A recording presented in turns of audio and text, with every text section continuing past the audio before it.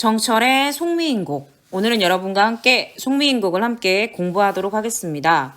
송미인곡은요, 이미 부재한 상황, 즉 이별의 상황에서, 부정적인 상황에서 대화체로 감녀와 vs 을려가 대화를 나누고 있는데요. 주된 화자는 을려입니다. 하지만 을려에게 이 감녀라는 이 보조적 화자가 질문을 하고 위로도 하면서 건네면서 이게 이야기가 대화를 통해서 시인이 말하고자 하는 시상이 전개가 되는 거죠. 지금 을려라고는 송미인곡에서 직접적으로 제시해 놓고 있진 않지만 공부하는 우리들은 가상적으로 두 명의 여인이 전에 만난 적이 있는 여인이 그러다가 길 가다가 우연히 만난 두 여인이 대화를 통해서 시상이 전개되고 있다는 것을 제가 이야기했고요. 그 다음 두 번째 을려가 처한 시적 상황이 긍정적 상황이 아니라 부정적 상황인데 이 부정적 상황의 이유가 바로 임과 이별한 상황이라는 거죠. 그러니까 임과 이별한 을려가 과거에 알고 있던 감녀랑 길 가다가 우연히 만난 거예요. 그러다가 지금 대화를 하게 되는데 그게 바로 송미인곡이라는 거죠. 그러면 이 송미인곡은 대체 어떤 문학작품 중에 속하는가? 이 송미인곡은 가사입니다. 이 송미인곡은 가사이기 때문에 당연히 율격이 드러나고요. 여기서 율격이라는 것은 정형성을 갖고 있어요. 이 정형성이라는 것은 왜 시조가 짧잖아요. 근데 가사는 똑같이 초반에 양반들의 문학이긴 하지만 사이즈가 좀 길어졌다고 생각하시면 돼요. 시조의 형식적인 특성이 가사에 그대로 담겨 있습니다. 그럼 시조의 특성이 뭐죠? 시조는 3, 4조의 4, 4조의 음수율을 갖고 있죠. 3, 4조의 4, 4조. 이 4, 4조라는 것은 3, 4조라는 것은 글자 수라는 거예요. 글자 수가 세 글자, 네 글자, 네 글자, 네 글자로 맞춰. 그래서 이런 애들을 음수율이라고 하죠. 음수율의 형식적인 특징을 갖고 있으면서 얘가 운율감을 형성한다라는 거 기억하고 이 운율감을 형성하는 게 3, 4조, 4, 4조 시조랑 동일하고요. 두 번째는 사음보. 얘도 마찬가지. 시조에서 보고 있었죠. 그러니까 정형적 율격이 3, 4조에서 4, 4조에서 음수율, 사음보라는 음보율, 시조랑 똑같습니다. 그 다음 세 번째는 시조는 초장, 중장, 종장. 이 가사도 사이즈만 좀 길어졌을 뿐 서사, 본사, 결사라는 3단 구성으로 그대로 어떻게 정형성을 지킵니다. 마지막에 서, 본, 결 중에서 이 결사의 세 글자도 반드시 지킵니다. 그래서 이 가사는 시조와 동일하게 정형시입니다. 절대 자유시가 아니라 정형시라는 거 기억하세요. 이 정형이라는 것은 일정한 틀에 맞춰서 운율을 만들어내고 형식적인 특성을 갖는다라는 건데 아까 말씀드린 것처럼 음수율이 3, 4조에서 4, 4조, 매음보, 사음보. 어떤 정형적 특성? 3단 구성의 서사, 본사, 결사의 세 글자를 유지한다고 말씀드렸어요. 시상 전개 방식이 아까 감녀와 을려가 어떻게 대화를 통해서 시상이 전개된다라고 이야기했고요. 그 다음 당연히 사랑하는 님이 부재한 이별의 상황이기 때문에 이 시의 전체적인 분위기가 이런 게 느껴져요. 들어보셨어요? 애상미. 애상이 뭐냐면은요. 이게 사랑한다라는 게 아니라 슬프다라는 거예요. 슬픔의 정서가 굉장히 많이 느껴지고 시적 화자의 태도도 애상적 태도라든가 애상적 정서라든가 이런 게 있으면 맞는 거예요.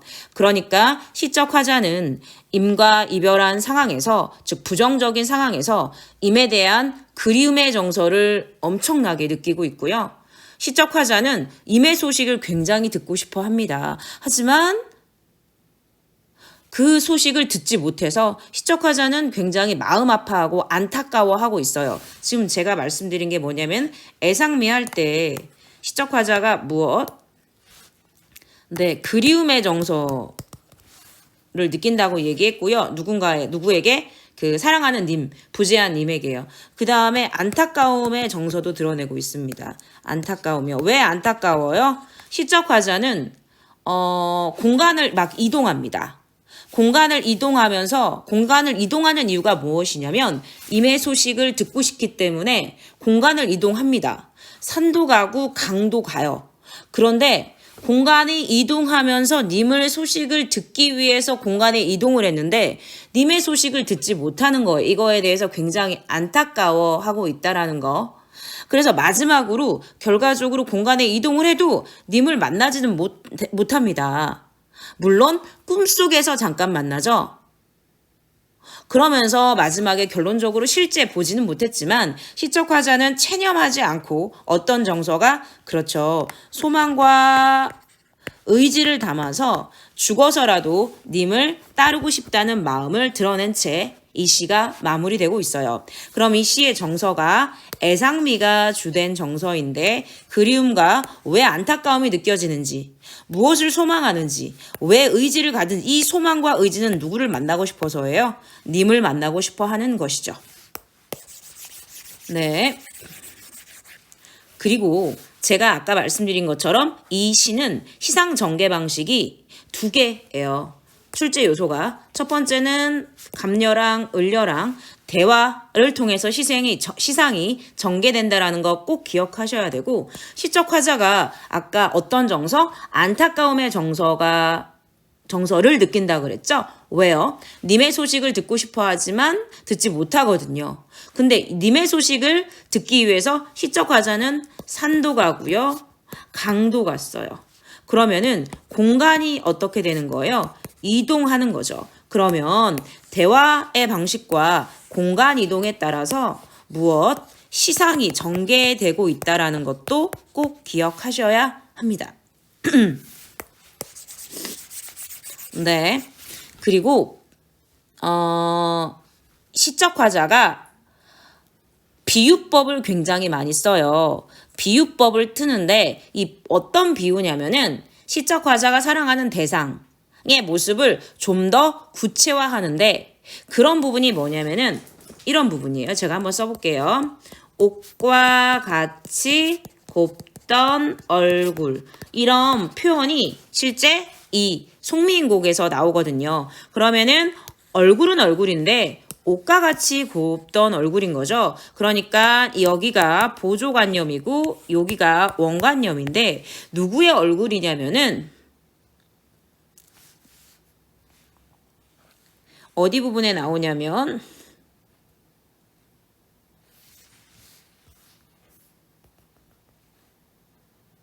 여기요.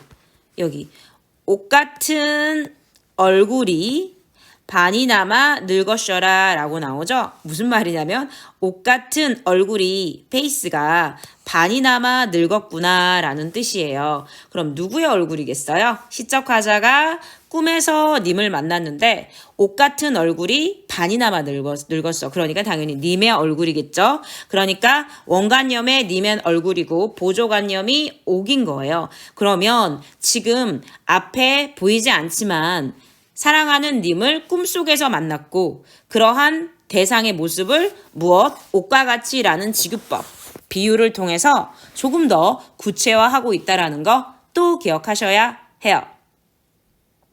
그 다음에 시적 화자는 대꾸법도 써요. 표현상의 특징으로 대꾸법과 서리법도 많이 쓴다라는 거 기억하셔야 돼요.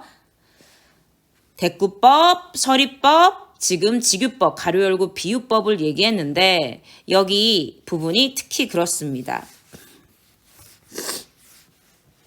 산천이 어둡거니 1호를 어찌 보며 지척을 모르거든 천리를 바라보랴 라는 부분이 있네요.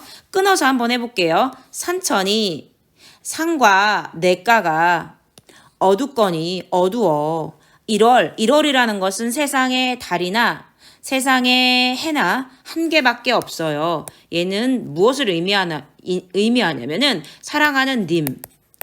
그런데 시적 화자에는 정철이고 시적 화자는 여성인데 알고 보면 정철이 유배 갔을 때 이 송미인 곡을 불렀죠. 그렇기 때문에 1월이라는 것은 당연히 누구? 임금을 의미하는 거죠. 산천이 어둡거니 1월을 어찌 보며 임금님을 어찌 보며 라는 뜻이에요. 그러니까 산과 천이 어둡다. 그래서 1월을 내가 바라봐야 되는데 어찌 보겠어 라는 뜻이에요. 산천이 어두운데 1월을 어찌 보며 1월은 무엇을 상징한다? 님. 그리고 원론적으로는 정철이 작가니까 그 당시에 임금이었던 선조를 의미하는 거죠. 지금 정철은 유배가 있고요. 유배 간 상황에서 속 미인 곡.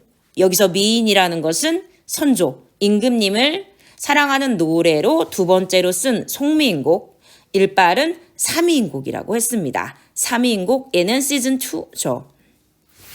지척을 모르거든 천리를 바라보랴 라고 했는데 지금 보시면 대꾸가 되어 있어요. 지척을 모르거든 천리를 바라보랴 라고. 지금 지척은 뭐냐? 가까운 데예요. 가까운 데를 모르는데 천리 수 표현도 썼네요. 수 표현이라는 것은 숫자를 얘기하는 거예요. 바라보랴. 바라볼 수 있을까? 그러니까 바라볼 수 없다라는 거죠. 그러면 여기를 통해서 알 수 있는 표현상의 특징은 바라보랴, 바라볼 수 없다라는 얘기죠. 먼 곳을 바라볼 수 없다라는 얘기죠. 천리가 먼 곳에 있는 곳이잖아요. 그러니까 멀리를 수 표현을 통해서 먼 거리를 바라볼 수 없다라고 표현했고 지척은 여기에서 가까운 곳이에요.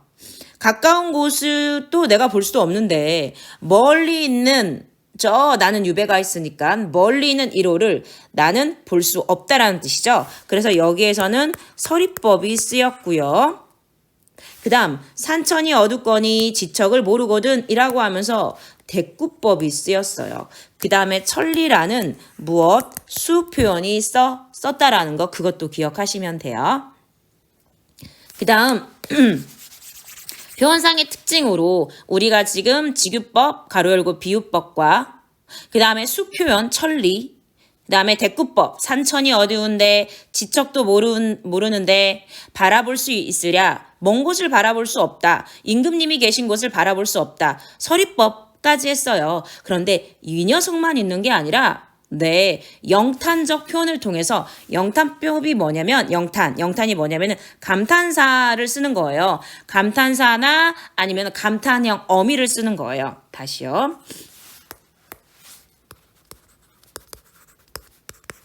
영탄법은요. 크게 두 가지로 쓸 수 있어요. 하나는 감탄사고요. 두 번째는 감탄형 어미예요. 그런 곳이 어디 있는지 한번 보도록 하겠습니다.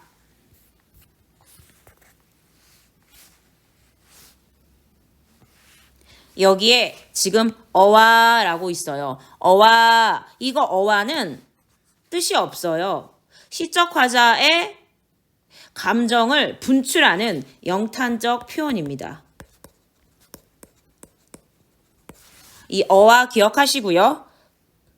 그 다음에 시적 화자는 또 감탄형 어미 어여쁜 그림자가 날 쫓을 뿐이로다 라고 해서 이 로다 이런 것이 바로 감탄형 어미로서 무얼로다 이런 거예요. 어여쁜 그림자만이 불쌍한 그림자만이 나를 시적 화자인 나를 쫓을 뿐이로구나. 이게 바로 영탄법이라는 거 기억하시면 돼요. 마지막으로 이 시의 마지막 여기 하이라이트 부분에 11, 12라고 숫자가 써 있는 이 부분에서 반드시 출제되는 게 있는데 낙월과 그 다음에 여기 구준비가 있습니다. 낙월하고 구준비는 반드시 출제되는 상징적 소재 중에 하나인데 낙이 떨어질 낙이에요. 그러니까 지는 달이고 구준비는 빗방울이겠죠. 이 상징적 소재를 통해서 시적 화자의 님에 대한 혹은 화자의 태도를 드러내는데 이 지는 달이라는 것은 멀리서 비추기만 하고 구준비는 직접적으로 님의 몸에 어떻게 터치할 수 있는 존재예요. 그렇기 때문에 나궐은 어떤 존재? 소극적 존재고 구준비는 적극적 존재라는 것도 기억해야 될 포인트라는 거 여러분들이 상기하셔야 됩니다. 네. 그럼 저랑 이제 본문을 분석하기 전에 이 시의 시적 상황과 그 다음에 주로 특성을 한번 파악을 해보도록 합시다. 네, 이 시에서는 원래 감려가 있고요. 아까 말씀드렸던 을려가 있습니다. 네, 감려하고 을려 중에서 주인공은 당연히 을려예요. 이 여성이 주인공이고요.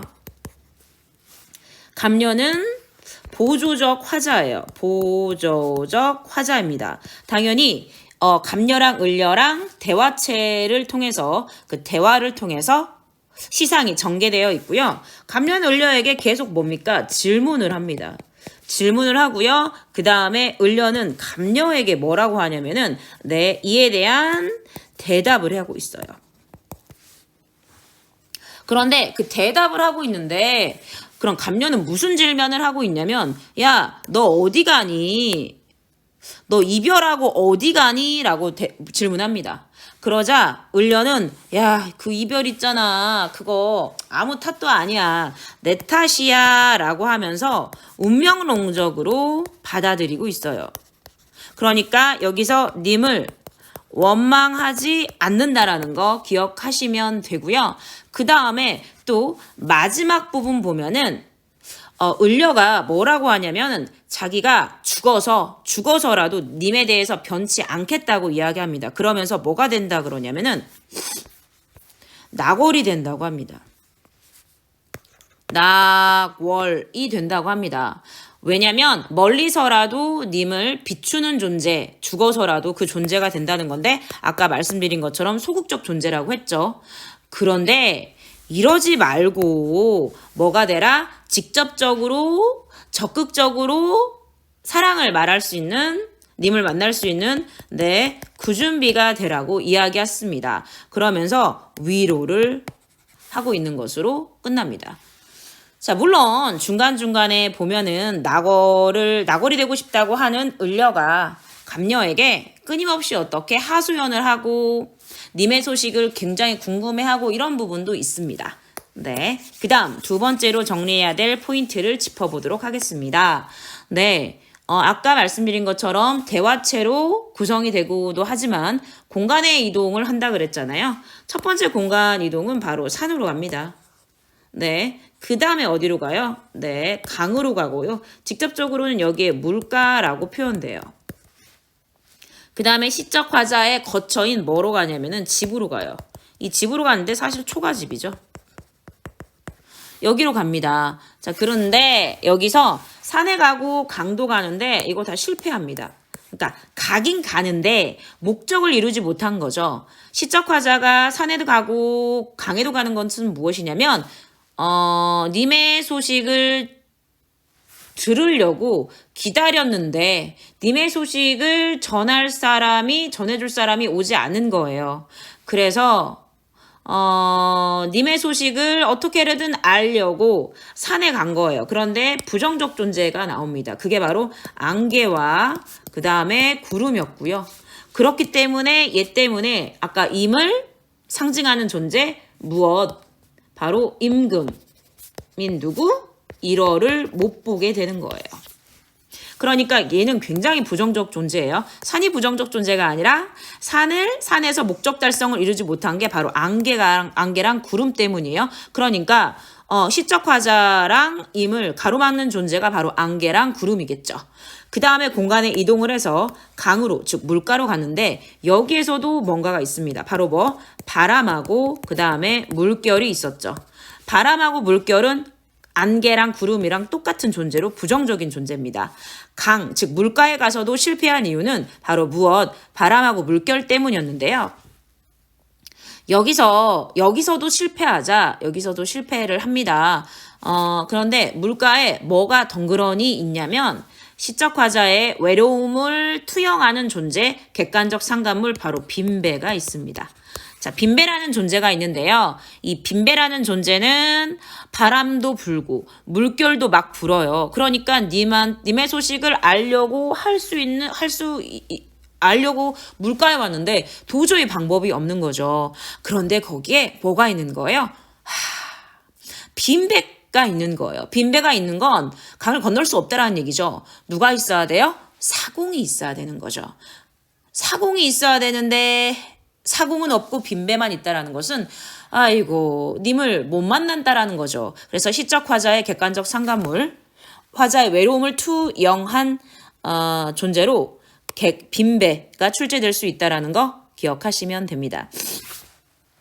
자, 그렇게 해서 시적 화자는 어디로 돌아왔어요? 굉장히 기운이 다 해간 지쳐있는 상태에서 여기 집으로 돌아와요. 그런데 여기에서 시적 화자는 등잔불을 켜고 반벽청등, 즉 불을 켜고 기다렸거든요. 반벽청등, 등잔불이라고 칩시다. 그 불을, 왜냐면 여기 불이 있고 여기 안에 이렇게 사극 많이 보실 때 여기는 뭐 파란색, 여기는 빨강색 해서 이렇게 켜놓는 등 있잖아요. 이런 거를 반벽천등이라고 하는데요. 이렇게 등잔불을 켜놨는데 이 등잔불이라는 것은 뭐냐면은 기다렸다라는 거죠. 그런데 아무런 소용이 없게 됩니다. 그리고 조금 있다가 시간이 지나자 시적 화자가 꿈을 꾸게 되죠. 바로 소원을 이루는데, 그런데 진짜 소원이 이루어진 게 아니라 일시적으로 소원을 이룰 수 있는 그 공간이 나오는데, 그게 바로 뭐냐면 기운이 력진하여 기운이 다해서 꿈을 꾸는데 일시적 공간입니다. 거기서 누굴 만나요? 님을 만납니다. 근데 거기서도 또 장애물이, 5번째 장애물이 나옵니다. 그게 바로 닭소리였죠. 즉 닭소리로 인해서 잠에서 깼다라는 거까지 체크하시면 됩니다. 이렇게 해서 송미인곡을 전체적으로 분석하기 전에 작품 분석의 굵직한 부분을 분석했으니 저랑 본문 분석을 해보도록 합시다.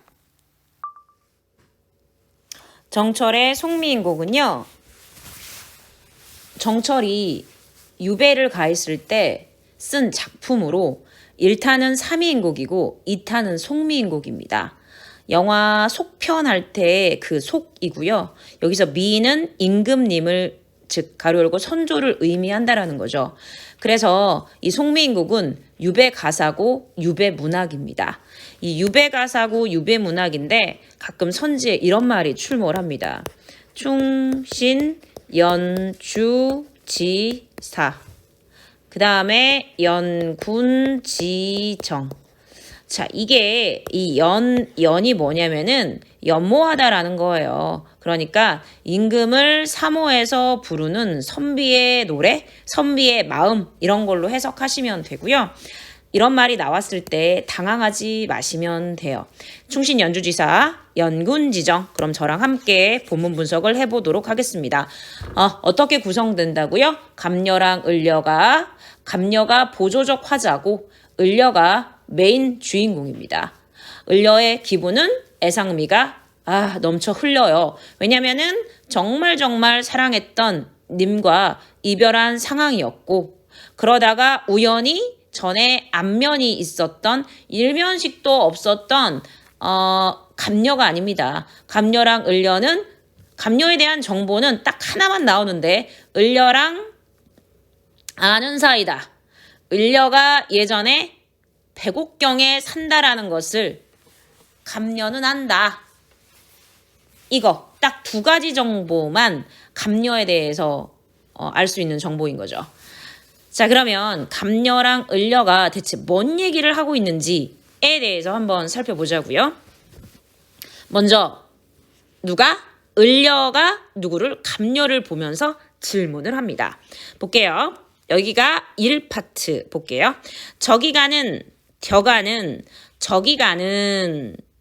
격악시, 저기 각시, 본듯도 하구나. 네, 저기 가는 저기 각시 누구예요? 저기 가는 길 가다가 만난 저 각시 가로 열고 을려를 얘기하는 거죠. 본 듯도 내가 본 듯도 하는구나. 천상의 백옥경 여기서 천상의 백옥경이라는 것은 옥황상제가 지내는 궁궐로 여기서 을려는 즉 선녀를 의미하면서 을려의 임은 곧 누구라는 걸 의미하는 거예요? 옥황상제를 의미하는 거죠. 그러니까 이 백옥경은 실질적으로 어디를 의미하는 거예요? 네, 임금이 사시는 한양의 그 경복궁을 의미하는 거죠. 백옥경을 어찌하여 이별하고 해가 저문 날에 누구를 보러 가시는고 또 누구 보러 가는 거야? 자, 그러면은 한번 상황을 보자고요. 감녀가 을려를 예고도 없이 갑자기 만난 거죠. 그래서 감녀가 을려에게 질문하는 거죠. 여기서 기본 정보는 감녀랑 을려는 전부터 아는 사이고 감녀는 길 가다가 을려를 우연히 만났다라는 거죠. 저기 가는 저각시 본 듯도 한데 저각시는 누구라고요? 을려라고요. 천상의 백옥경 어떤 곳이라고요? 네, 바로 임금이 사는 궁궐. 백옥경은 이원적 세계관을 알 수 있는 거예요. 백옥경은 하늘에 있는 궁궐이고 지금 감녀랑 을려가 대화 나눈 곳은 지상이에요. 지상. 어찌하여 이별하고 해가 다 저문 날의 시간적 배경입니다. 누구를 보러 가는 거야? 라고요. 자, 여기까지가 서자입니다. 누가 질문했죠? 을려가 갑자기 만난 누구에게? 감녀에게 질문을 한 거예요. 그랬더니 이제 을려가 대답합니다. 아까 말씀드렸죠? 대화의 구성이지만 주로 누가 질문을 한다고요? 감녀가 질문을 한다고요.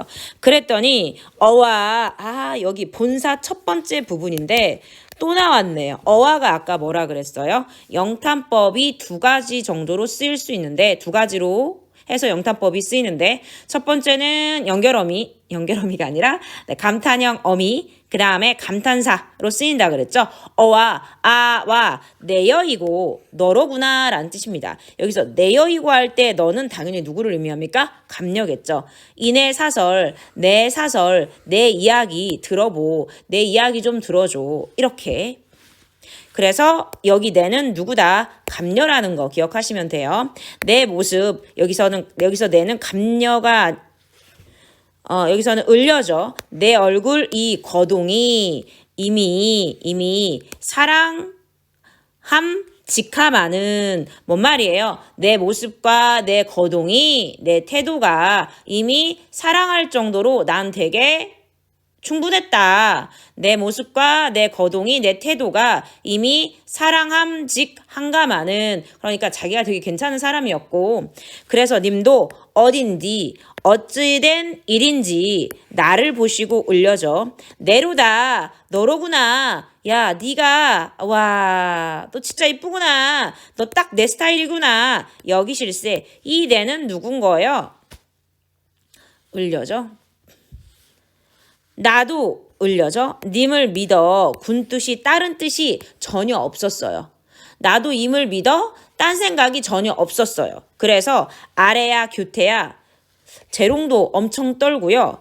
교태 애교도 떨었어. 그런데 그거를 정도껏 했어야 되는데 시적 화자가 생각했을 때 어지럽게 진짜 난리나게 지나치게 와 부렸던 거죠. 지나치게 해뒀던디 굴었던지 란 뜻이에요. 그러니까 여기까지 시적 화자가 지금 백옥경 너 두고 왜 여기 왔어? 라는 감녀의 질문에 이별의 원인을 지가 생각해서 지가 대파는데 그게 바로 어디 부분이에요? 이거죠.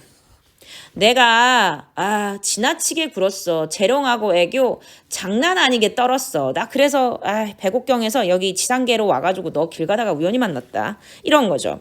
방귀시는 낯빛이 방귀시는 임께서 나를 방귀시는 낯빛이 그러니까 방귀시는의 주체는 누군 거예요? 임금인 거죠. 낯빛이 누구의 얼굴빛인 거예요? 임금님의 얼굴빛이죠. 내와 어찌 옛날과 어찌 다르신고 어떻게 다르시단 말인가. 그러니까 내가 재롱하고 애교를 지나치게 떨어서 임께서 나를 반기시는 얼굴이 옛날과 달라졌다라는 거죠. 여기 사자성어로 전전 반측 부분이고요. 이리 뒤척 저리 뒤척 하는 거죠. 누워 생각하고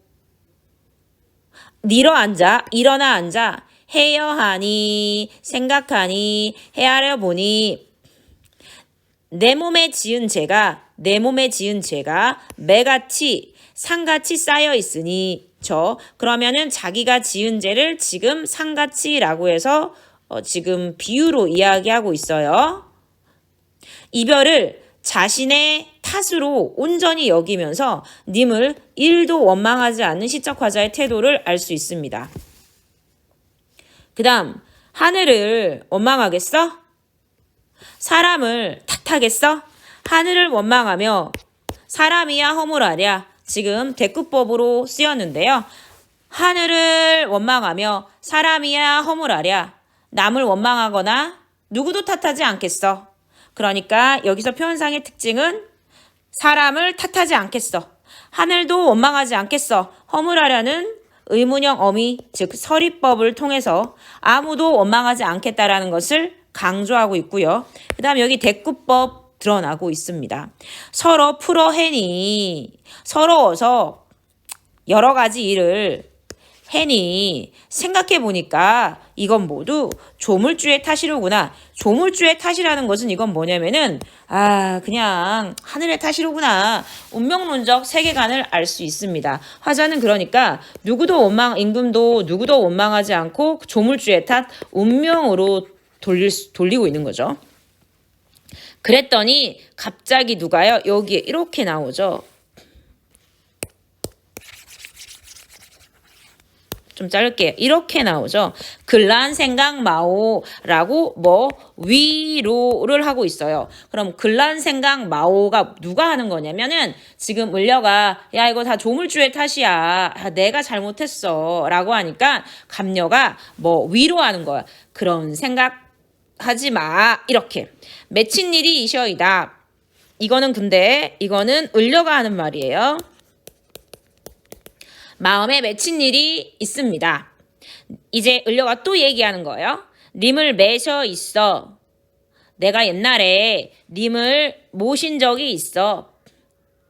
내가 님의 일을 내 알거니 님의 일을 내가 잘 알잖아.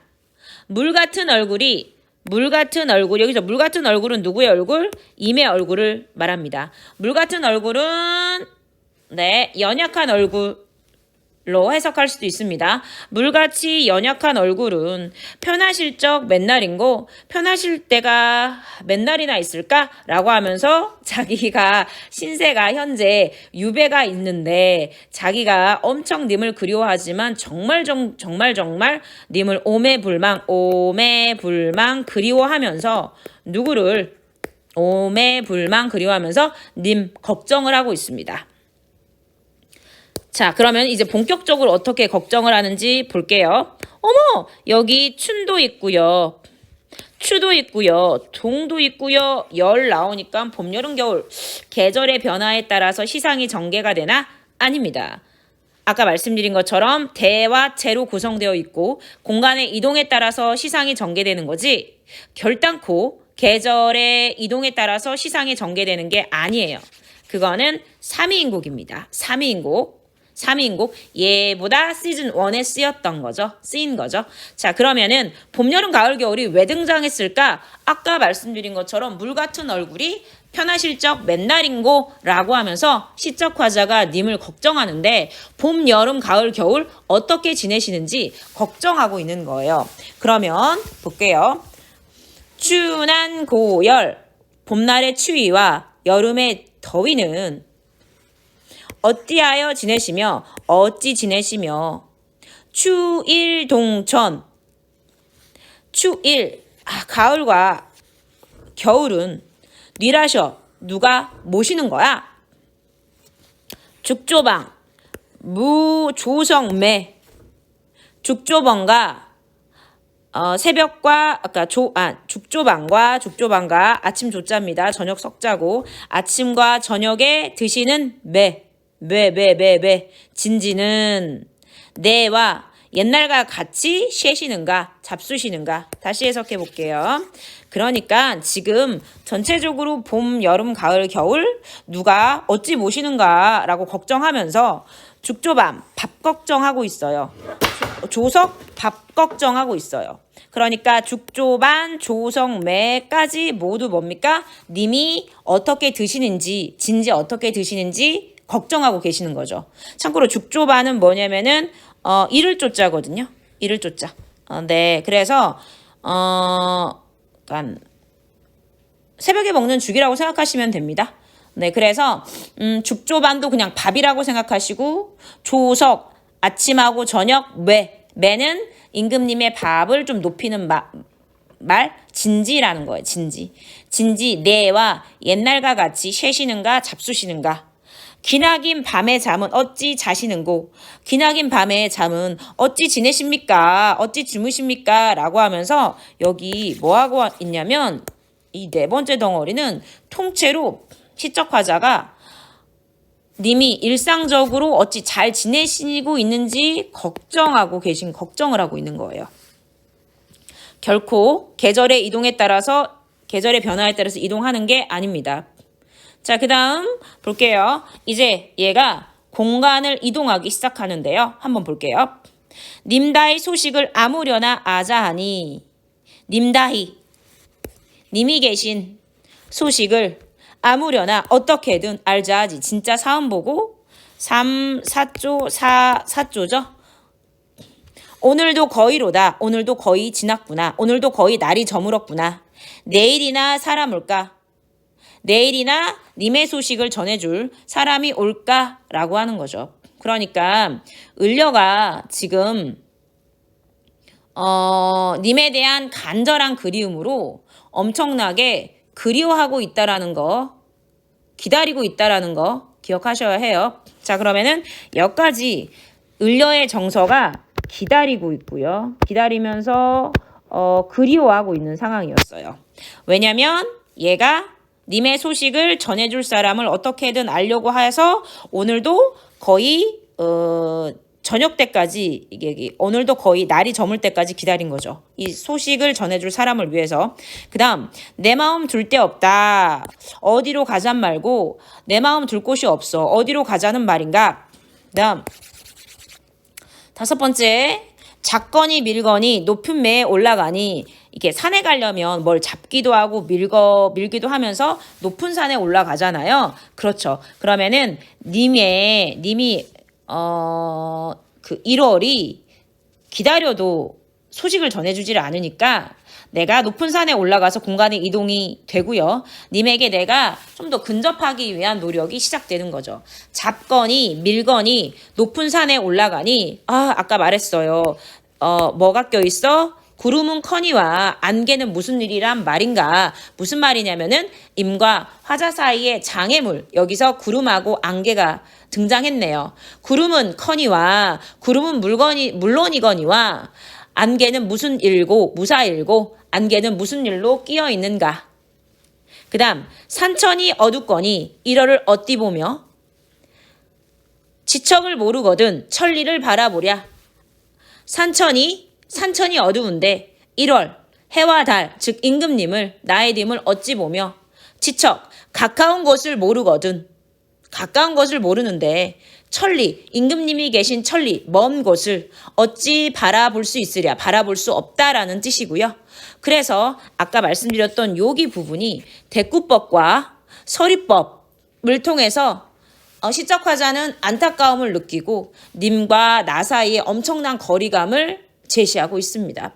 그래서 산에서 실패했고 시적화자는 차라리 물가에가 백길이나 보려 하니 차라리 물가에 가서 백길이나 보려 했어. 여기에서부터 시적화자는 방황을 하기 시작했어요.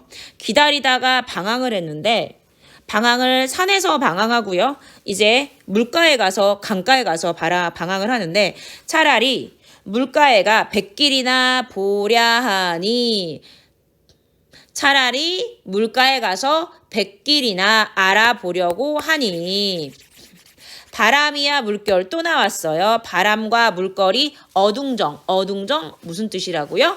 어수선하게 된겨이고 되었구나 라는 뜻이죠. 그러니까 차라리 물가에 가서 산에서 내가 님을 못 봤으니까 가서 백길이나 알아보려고 했는데 바람하고 물결이 어수선하게 되었어. 그러니까 여기서 바람하고 뭐는 물결은 장애물이겠죠. 어둥정 무슨 뜻인지 꼭 기억하셔야 돼요. 어둥정 어수선하게 라고요.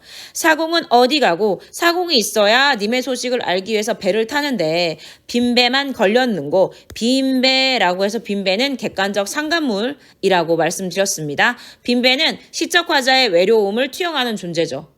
아니 님의 소식을 알려면은 빈배가 아니라 배에 사공이 있으면 얘는 절대 객관적 상관물이 아니에요. 그런데 사공은 없고 빈배만 있기 때문에 시적 화자의 외로움이 드러나는 거죠. 강천에 혼자 서서 지는 해를 굽어보니 강천에 혼자 서서 지는 해를 굽어보니 역시나 시간이 좀 더 지났다라는 걸 알 수 있고요. 님다이 소식이 더욱 아득한데이고 님 계신 소식이 더욱 아득하다. 알 길이 없구나. 모첨 초가집 찬 자리에 밤중에 돌아오니 여기까지 공간의 이동이 나왔죠. 어디? 첫 번째 산, 두 번째 어디? 물가, 세 번째 모첨 찬자리. 근데 모첨 찬자리는 누구 집이에요? 초가집이고 누구? 시적 화자의 집이죠. 그러면은 아까 여기 부에 오늘이 거의 다 지날 때까지 님의 소식을 전해줄 사람을 기다렸잖아요. 그리워하면서. 그러다가 그런 사람이 안 오니까 얘가 공간을 이동하면서 막 열심히 어떻게 했어요? 방황을 했어요. 방황을 했지만 끝내 어떻게 님의 소식을 알 수가 없고 그래서 얘가 마침내 집으로 돌아왔는데 또 나왔어요. 반벽청등. 반벽청등은 누굴 위하여 밝았는고 반벽청등은 무엇? 빈배와 동일한 객관적 상관물인데 시적 화자의 외로움의 처지를 부각하는 존재죠. 즉 벽에 걸린 저 등불은 누구를 위하여 밝았단 말인가, 밝았는가 라는 거죠. 그 다음에 여기 요약적 제시하는 부분인데요. 여기 오르며 내리며 해 뜨며 바자니니 라는 부분이 있는데 시적 화자가 기다리다가 님의 소식을 전해줄 사람이 안 오니까 본격적으로 산과 물가와 그 다음 모첨까지 이 코스를 거치면서 공간에 이동하면서 님의 소식을 알기 위해 방황했지 않습니까? 그거를 이렇게 한 줄로 요약적 제시를 하고 있어요. 무슨 말일까요? 오르며 가로 열고 산을 오르며 내리며 내려오며 어디를 강가를 해 뜨며 헤매며 바자니니 방황하지. 다시 한 번만. 산을 오르며 내려오며 강가를 헤매며 바자니니 방황하니 적은 덧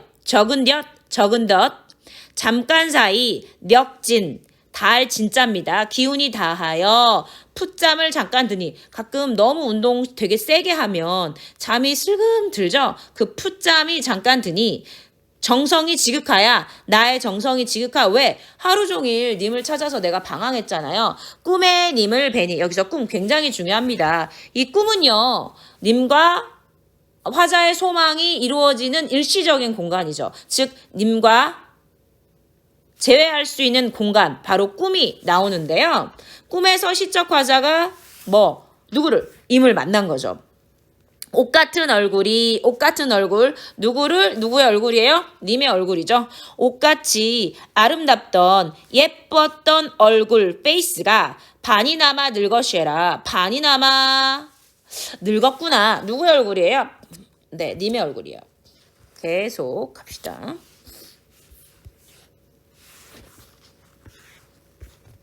마음에 먹은 말쌈, 내 마음속에 먹은 말쌈, 품은 생각을 실컷 샬자하니 아래려고 하였는데 말씀드리려고 하였는데 마음에 먹은 말씀 실컷 샬자하니 아래려고 하였는데 눈물이 바라나니 눈물이 계속 쏟아지니 눈물이 발아나니 눈물이 계속 쏟아지니 말싸민들 어이하며 말인들 어이하며 그러니까 내가 님에게 한마디도 못했다라는 뜻이에요. 정을 못 다하여 정을 못 다하여 목조차 매여하니 목이 메이니 지금 여기 부분 같은 경우에는 정성이 지극하여 꿈의 님을 보았는데 결과적으로 을려가 하소연을 하고 있는 거예요. 안타까움밖에 없다. 왜? 꿈의 님을 봤는데 말 한마디도 못했다라는 거죠. 안타까운 정서가 드러나는 부분이에요. 아, 그렇구나. 시적하자는 님을 기다렸다가 그리움을 드러내고 그 다음에 열심히 방황하다가 꿈에서 님을 봤는데 안타까움이 느껴져. 왜? 말 한마디도 못했거든요. 눈물이 발아나니 말싸민들 어이하며 정을 못 다하여 목조차 매여하니 오련된 개성의 잠은 어디 깨뒀던고. 자, 안타까움이 느껴집니다. 오련된 방정맞은 개성 닭소리에 바로 5번째 장애물이라 그랬죠. 임과 만남을 장애하는 장애물이 잠은 어찌 깬단 말인가. 을려가 하소연하고 있는 부분이에요. 꿈에서 님을 봤는데 말 한마디도 못했어. 게다가 와 개성이 나의 잠을 깬 거야. 아, 나 진짜 안타까워 죽겠어 라고 말입니다.